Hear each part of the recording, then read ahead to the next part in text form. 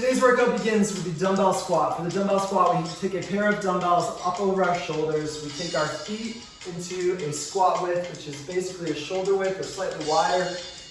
Foot position, keep those feet angled straight ahead, basically straight ahead.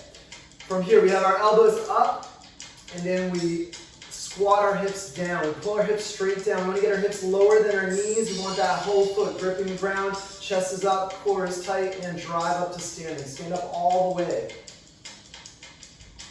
Again, we're getting our hip crease below the top of the knee each time. Sitting up tall, bring those hips forward at the top.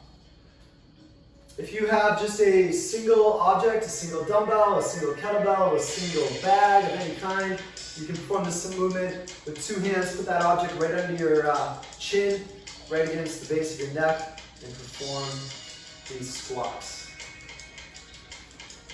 Our second movement today is the dumbbell deadlift. For the dumbbell deadlift, we have a pair of dumbbells. Our feet are hip width apart.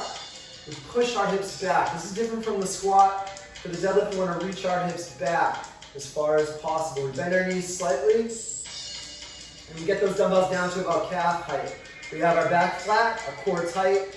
Notice the head here, looking straight down or out on the floor, a bit in front, not looking forward. From there, we stand up nice and tall, and again, push those hips back, bring those hips forward. So that's the main motion. You can think about someone grabbing your hips and yanking them backwards and then letting them go forwards again for this deadlift. If you only have a single dumbbell or you have a kettlebell, a loaded bag, for this, similarly, we hold it at its sides and perform the motion. It's going to be as close to the body as possible, right in front of the shin bones.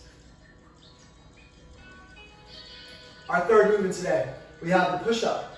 It's on the dumbbells, actually, on the dumbbells if you have a pair of dumbbells for this routine. So we're going to post up on the dumbbells, nice straight line with the body. We're going to be bringing our chest down between those dumbbells. That's the purpose of the dumbbells. It's going to give us a little bit of extra depth, and then press back up. So you want to make sure your dumbbells are wide enough so your chest gets down there between the dumbbells. If you have trouble with your push-ups, go down nice and slow, and then bring your knees down to the ground to help you get back up. Go back to the plank every time though. And if that's too difficult, go to the knees for the way down. Go down slow, build that strength with that slow motion. Go up on your knees, go back to the plank position there. If you don't have dumbbells, just put your hands on the floor. Also, if you need to make this more difficult, put a plate on your back if you have that, a loaded backpack on your back. That could work. Our fourth movement today, we have the pull-up. For the pull-up, we're going to get an overhand grip on the bar, or palms facing grip is suitable if that's what you have. We get a straight arm hang position, strong grip. Make sure that grip is nice and strong. Take your feet away. If you're too long and the floor is there, take your feet off the floor for that start position. From there, we lean back and we pull. Pull the shoulders down and back, the elbows in. We get our chest as high as we can to the bar. Go down with control, back to the hang. If you have trouble with your pull-up, if you haven't developed your pull-up yet, I should say, use a stool or a chair.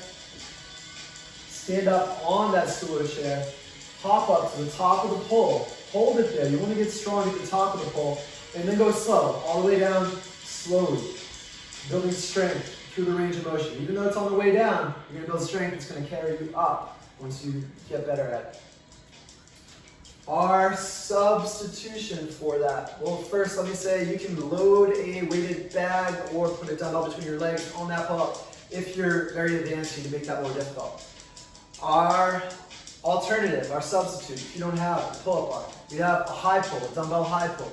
We have the dumbbells just in front of the body. Our feet are hip width apart. We'll show the strict version first. We're going to just high pull. We pull the shoulders up towards the ears, and we lift the elbows up and back. Those dumbbells should come up to the collarbone or thereabouts with each rep. Shoulders shrug up, elbows lift up and back. Now this might be heavy with the dumbbells that you have today, so you have the option to use your legs, dip your knees, stand up aggressively and pull. That same pull, just using that dip and that drive of the legs to drive those weights up. Another option, you can use a single dumbbell, and this also pertains to if you have some other object, a bag, kettlebell. You can use a single dumbbell. You can do the strict version.